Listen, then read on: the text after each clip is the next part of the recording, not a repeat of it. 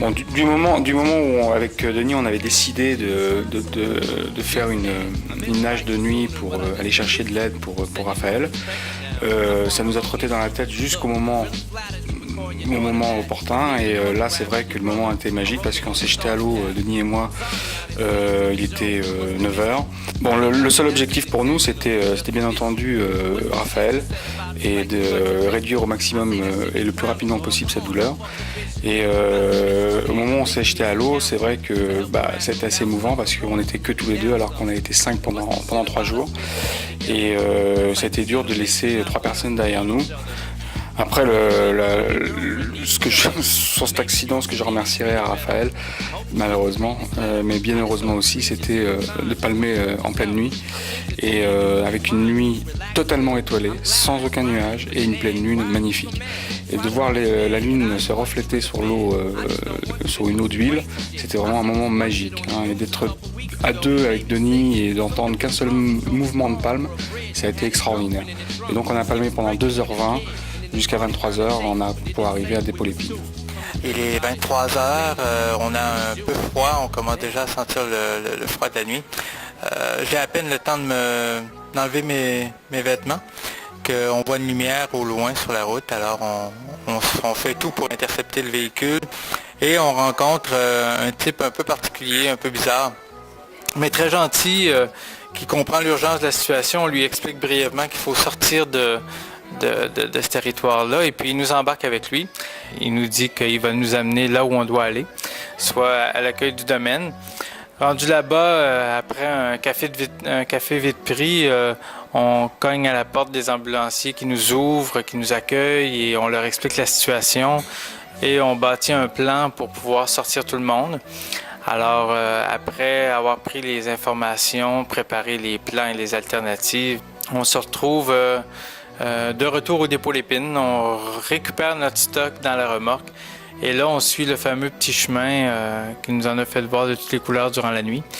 Vers 5h du matin, donc, on arrive au camp et ça fait déjà 8 heures qu'on a quitté le camp et on y est de retour. Alors tout le monde nous entend, tout le monde est content, on plie le camp tous ensemble, on s'occupe bien de Raphaël au départ, qu'on place dans la voiture bien au chaud, et les 4 autres, on s'y met tous pour tout mettre dans la remorque. Finalement, le jour se lève pendant qu'on roule, puis dans les passages les plus difficiles même, tout le monde sort du véhicule, sauf Raphaël et moi, et puis on réussit à refaire à l'envers les passages qu'on avait trouvé quand même assez difficiles à l'aller. Alors tout le monde arrive à bon port sur la route du Dépôt-les-Pins. Et on est rendu sur une route secondaire intéressante, donc on peut prendre le téléphone satellite et prévenir l'ambulance. Et on les prévient qu'on sera au rendez-vous à la 117, qui est la route principale. Voilà enfin la 117. Denis sort le Global Star et appelle Pascal et François. Pascal et François sont les ambulanciers qui vont me prendre en charge. Et arrive enfin l'ambulance. Je monte dans l'ambulance. Et bon, ça je m'y attendais, le brancard est trop petit à tel point que quand Pascal ferme les portes de l'ambulance, je me dis je vais me prendre les portes dans les pieds. Mais tout va bien, il m'installe le bras sous un petit coussin, toujours avec l'écharpe qu'avait fait Denis quelques heures auparavant en pleine nuit dans le 4x4. Et puis il me parle, je sens qu'il a besoin de parler, il veut savoir un peu comment ça se passe en Europe dans les ambulances. Puis ça doit être aussi pour m'assurer que je vais bien. Quand je suis remonté dans l'ambulance, je me suis dit tiens, c'est pour moi cette ambulance. J'avais pas l'impression d'avoir besoin d'une ambulance.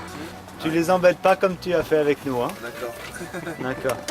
Si vous voyez Valérie, vous la rassurez avant moi?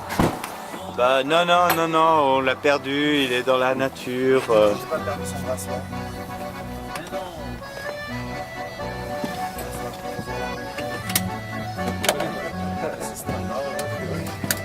Oui, c'est lui qui est pas standard, mais bon.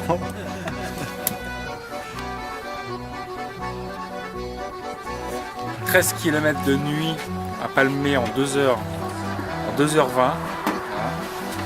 et à peu près 120 km de route pour aller chercher ce zozo là. Voilà. Alors, je pense qu'on aurait pu le laisser. J'ai pensé un petit peu à Timon, je me suis dit il aurait peut-être bien aimé voir les gyrophares, l'ambulance de toutes les couleurs. Mais bon, j'étais en confiance, pas de problème. Je savais que Denis gérait tout comme d'habitude.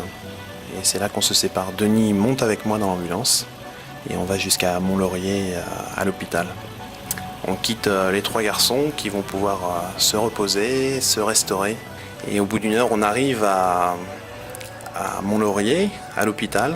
Et puis là, je suis pris en charge par des infirmières super sympas, jusqu'à ce qu'arrive la grosse Bertha dont m'avait parlé Nico, celle qu'on trouve dans tous les hôpitaux. Mais bon, c'était peut-être plus raisonnable. Denis avait quand même peur qu'il y ait une infection ou une inflammation importante ou des choses comme ça. Donc il m'avait dit auparavant que les bonnes victimes font les bons sauvetages. Donc je me suis laissé faire, je suis monté dans l'ambulance. Et puis bon, c'était quand même agréable, hein.